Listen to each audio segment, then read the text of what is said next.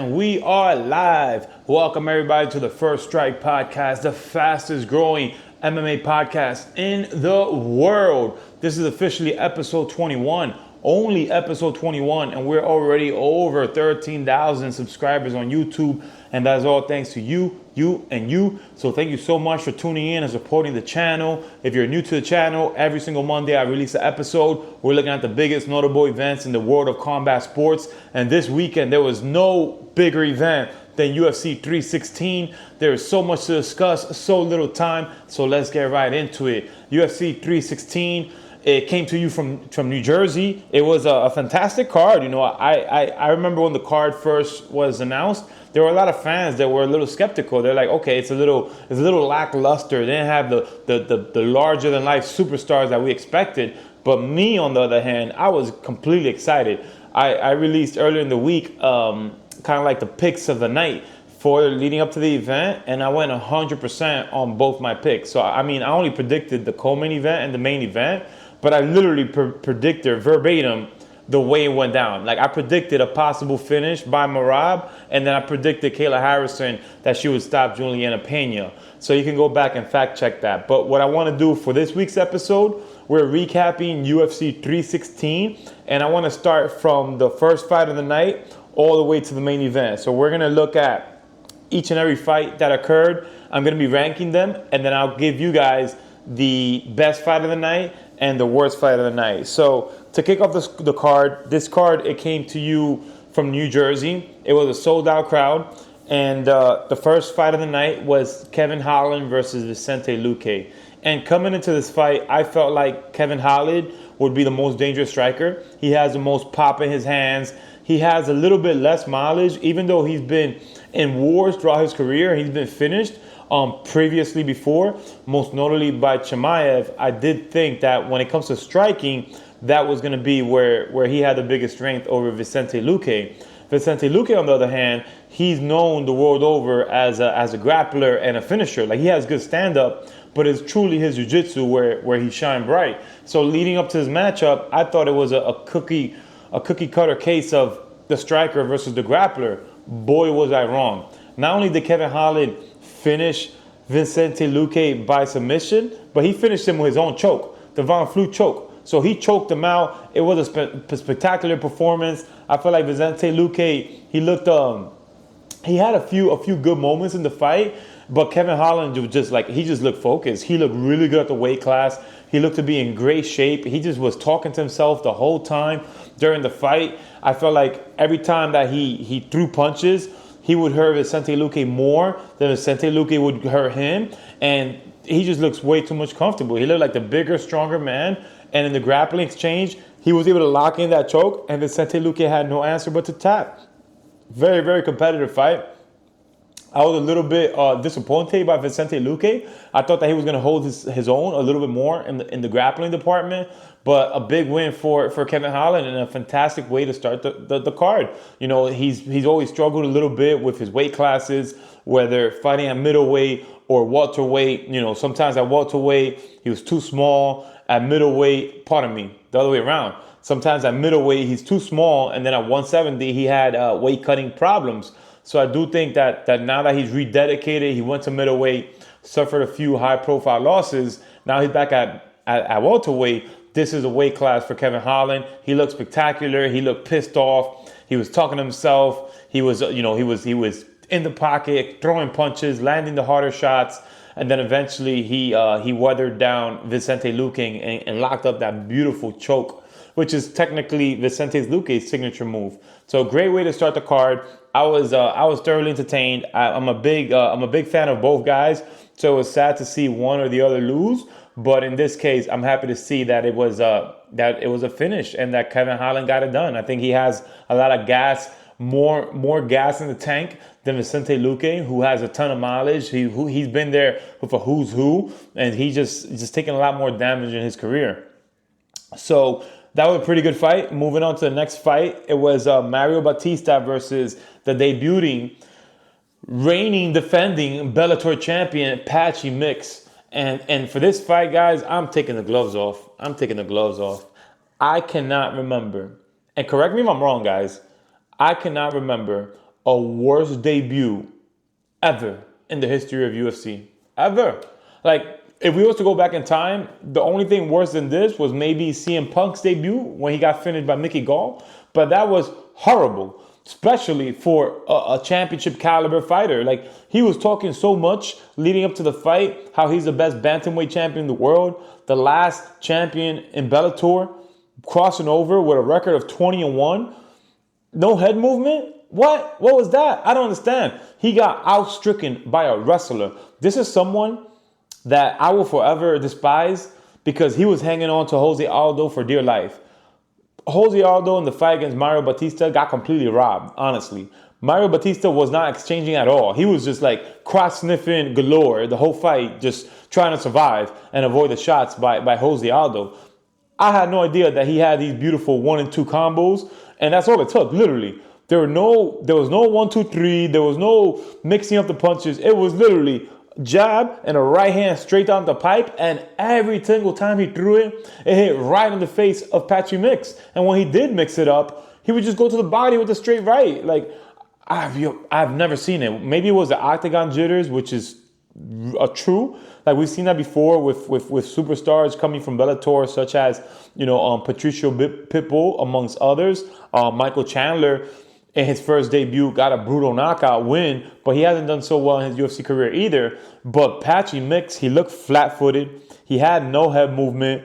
I mean, he had the grappling advantage against a wrestler and did not initiate. I saw him go for one takedown, which had no passion, no effort, no heart. Like, he gave up before he even touched the floor and tried to even chain wrestle or scramble. Like, it was pathetic. The worst debut ever. Like, this is a complete fraud check. Patchy Mix solidified that he does not belong in the UFC. I would not be surprised if Dana White cuts him. This man belongs in the prelim. Like, I don't know who he fought in Bellator, how he became champion, but that was not a championship caliber performance. The new Bellator champion of the world, Mario Batista. Mario Batista, that's what it has to be. Patchy Mix had the single worst debut I've ever seen. He looked flat-footed. He had no head movement. His striking barely came together. He barely threw anything the first round. And then when he did start chaining some sort of effort together, it lacked a sense of urgency in round 2 and 3. I mean, where was the clinch? Where was the grappling? I mean, pull guard for God's sakes. He did nothing but get pieced up with a simple 1-2 straight down the pipe. That's all it took. Mario Batista didn't have to do nothing. I don't think Mario Batista even shot for a takedown because he didn't need to. Patchy Mix, that was a horrible performance. I don't know where he goes from here, but I think that he belongs in the prelim. Get him down all the way to prelim. Make him fight give him another tough opponent to see where he truly lies, if you give him another fight at all. But I think that that was one of the worst performances I've ever seen it. No pop in the punches, no footwork, no head movement, no grappling exchanges. So I don't know if he was just there collecting a check, but he looked like a walking punch bag. And the funny thing is, Mario Batista didn't even have to work too hard. All it took was a 1-2 straight down the pipe to completely bust up Patchy Mix. And once again, Mario Batista, all respect to him and his record and all his accomplishments, but he's not a striker. Like, he's a wrestler. And to see Patchy Mix get pieced up by a wrestler was just shocking to me. And I don't know if he belongs in the UFC, but lately there's been a lot of fraud checks. And you could add this one to the list right next to Bo Nickel. So there you have it from the First Strike podcast. Patchy Mix, you've been fraud checked by the Marathon Don. Go back to the minor leagues. Moving on to the next fight of the night, we got Kelvin Gastelum versus Pfeiffer. And Pfeiffer looked like a straight killer in that, Joe Pfeiffer in that first round. Like, this guy, first of all, let's talk about his size. Like, he looked like a mammoth. When we talk about the great whale, I thought it was Jiri in there. I thought it was a 205er in there against Kelvin Gastelum. And ironically, Kelvin Gastelum actually looked a little fluffy, a little soft in the middle.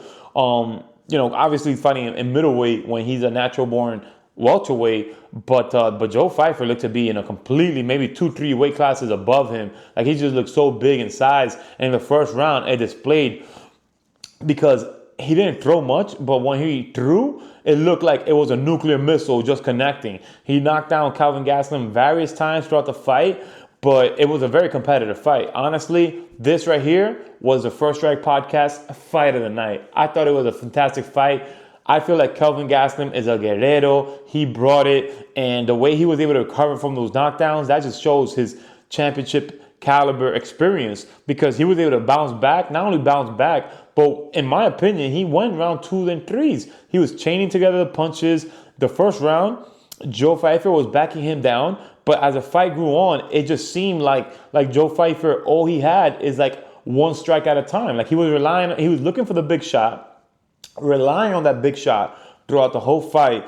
And when that didn't land, he was getting picked apart by Kelvin Gastelum. And there were several times in that third round when Kelvin Gastelum, he rocked him. He caught him clean. I thought that the fight, round 1, it might have been a 10-8 for Joe Pfeiffer, because he almost got the finish. He caught Kelvin Gastelum clean. And then the rest of the round, Kelvin Gastelum was very defensive and just staying away. Didn't really engage. But in round 2 and 3, it clearly seemed like Joe Pfeiffer either A, slowed down a little bit, or B, was just so gun shy because he was waiting for that big shot that he was getting picked apart by Kelvin Gastelum. I thought it was a very competitive fight.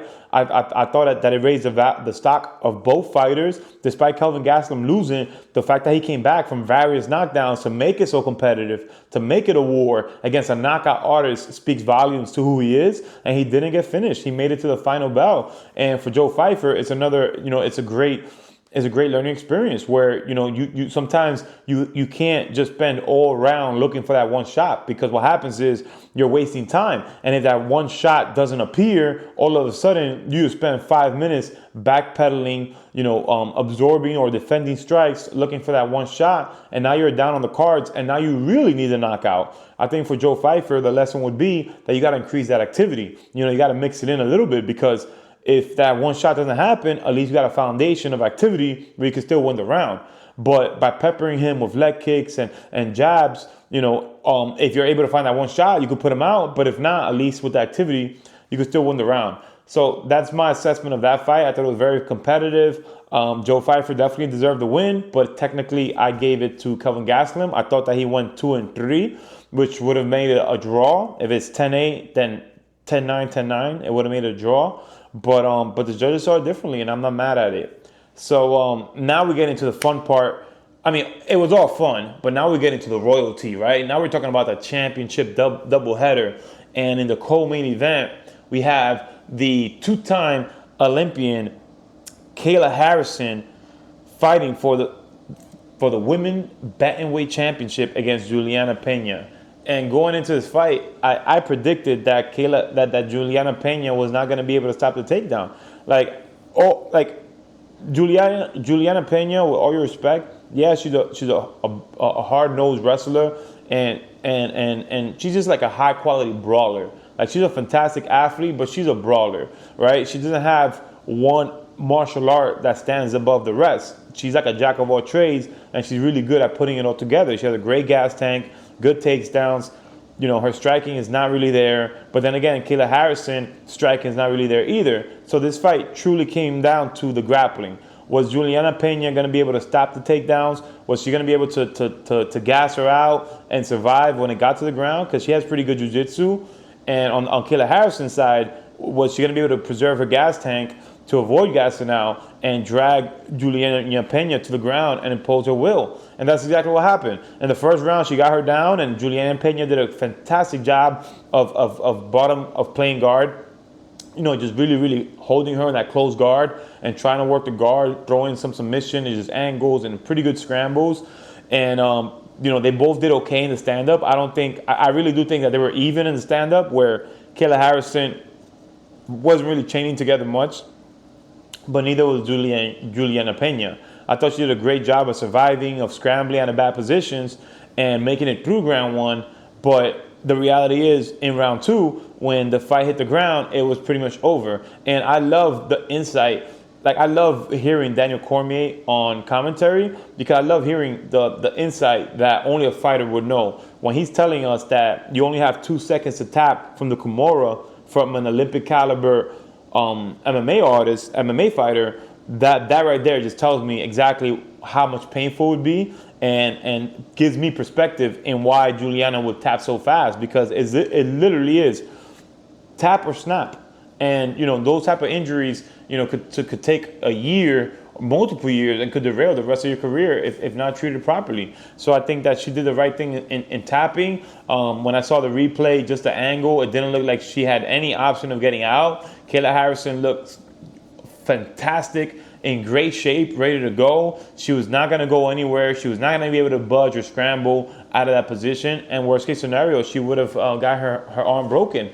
Very similar to Frank Mir versus Minotauro. And I loved hearing the perspective of Daniel Cormier and Joe Rogan when they referenced that exact fight. And they talk about how Joe Rogan was talking about how he still remembers the noise it made when he snapped the arm. So fantastic fight by both fighters. Congratulations to Kayla Harrison. That was a great performance. And after the fight, they had a legendary moment. Two of the best women MMA practitioners of all time.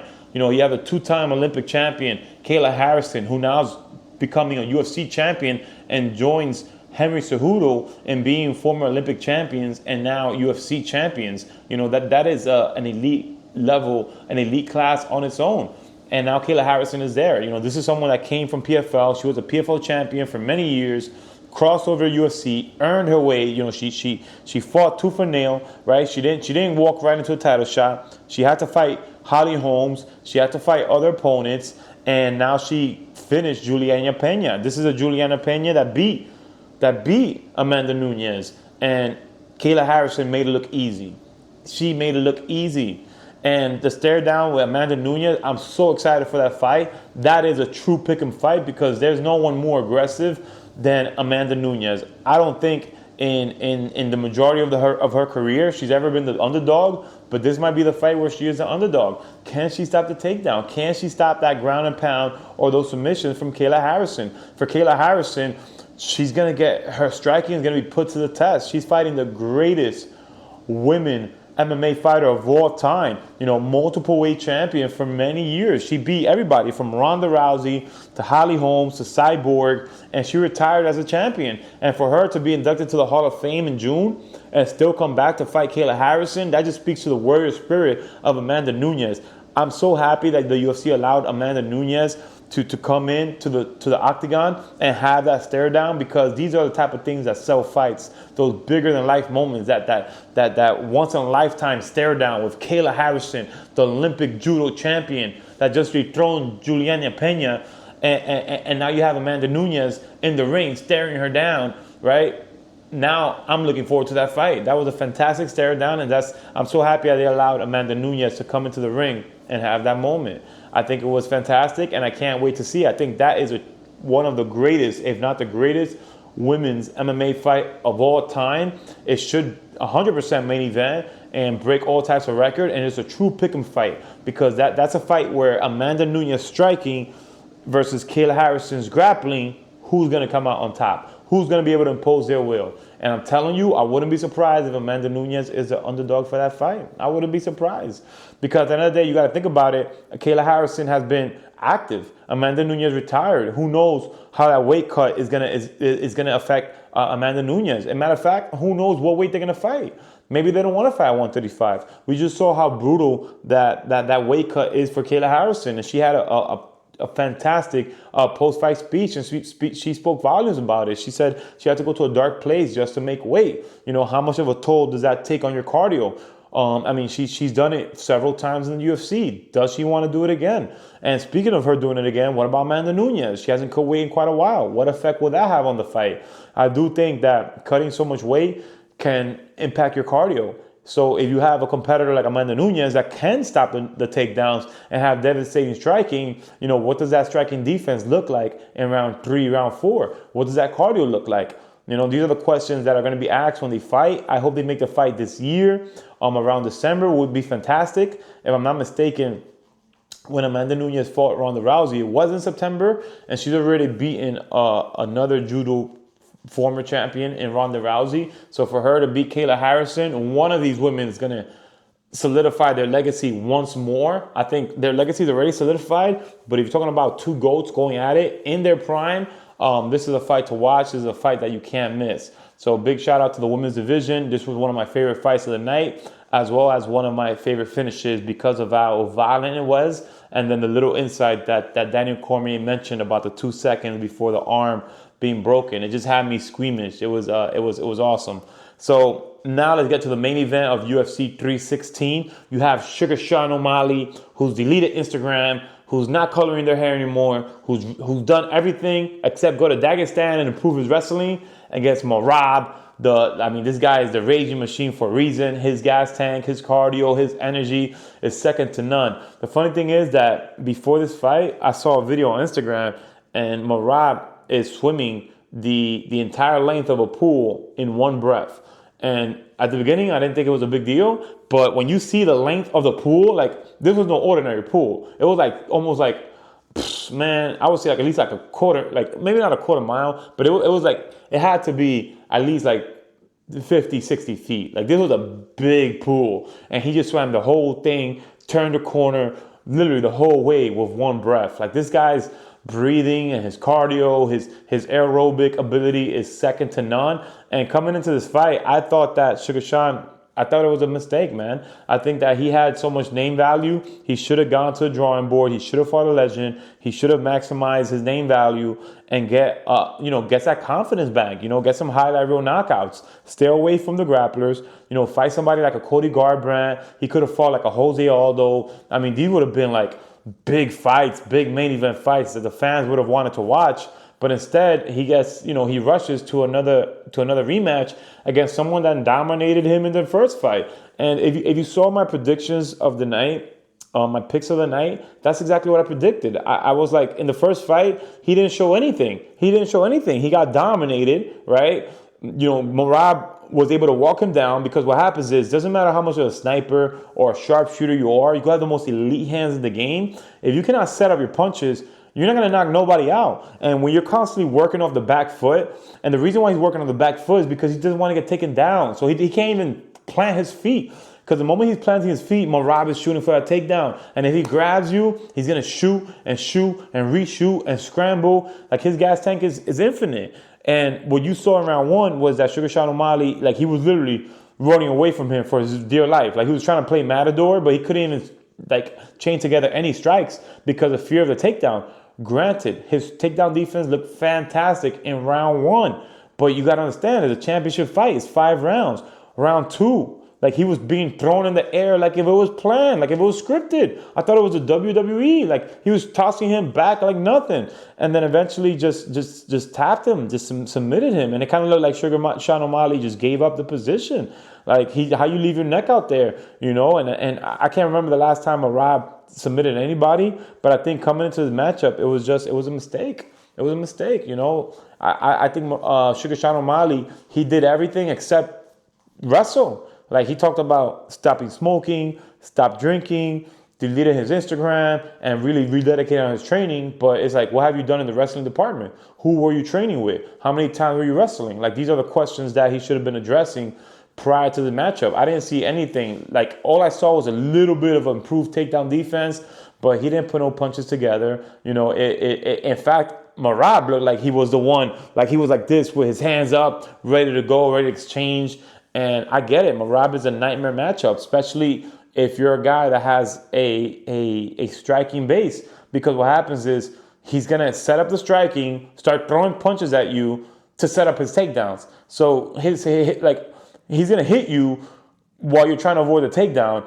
And if you try to defend the punches, then he's going to take you down. So it's almost like you got to play a balancing act, and you got to be able to sprawl and brawl, my friends. You got to be like Chuck Liddell. You got to sprawl and you got to brawl, because at the end of the day, this guy's his gas tank is infinite. And I'm glad he got the finish. Congratulations, Merab. You're a great champion. I love how they're already setting up the next fight with Sandhagen. That should be a fantastic matchup. I feel like Corey Sandhagen, he's been I don't want to say a legend, but technically a legend in the division. Like, he's fought almost everybody, Peter Young to Frankie Edgar. He has highlight reel knockouts left and right. He's always been a humble warrior. And I think that right now, nobody else deserves it but him. I love Merab's attitude about wanting to fight several times a year and being a defending champion. That is fantastic. And I think that's the fight to make. That'll be a really fun fight. And the interesting thing is that Aljamain, who trains Merab, he completely dominated Corey. So it's almost like Can Merab duplicate that effort? Merab is a little smaller, so we're going to see. And ever since then, Corey Sandhagen has also been working to improve his wrestling. So I do think that he's going to give Merab a more competitive fight than Sugar Sean, and he'll let his striking go and potentially land. So can't wait to see that fight. For Sugar Sean, I've been screaming at him for the last few months to fight Cody Garbrandt. I think that is a fantastic matchup. Fireworks guaranteed. I think that he's in a peculiar position, very similar to Max Holloway, where you lose to the champion twice. What do? Do you move up in weight? Do you move down in weight? Do you just kind of like hang out in the division? And I think for someone like Sugar Sean O'Malley, he's so popular that he should hang out in the division.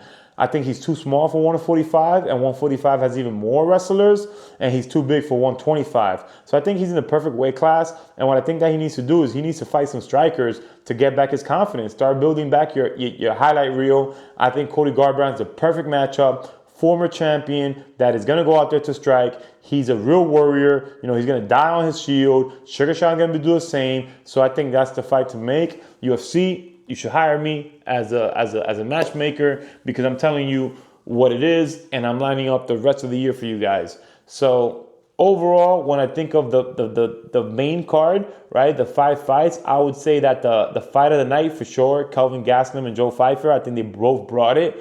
I think the worst performance of the night, Patchy Mix, horrible. He should be demoted to the prelims, if not sent back to Bellator. Like, this guy was a punching bag with no head movement. Like, I don't get it. Definitely performance of the night, Merab and Kayla Harrison, both champions. So proud of the champions we have today, because these are warriors that bring it. They fight with a sense of urgency. They're killers, and they go for the finish when it's there. So overall, it was a fantastic night of fights for a card that was very, very underrated, and I can't wait to see what happens to the fighters next.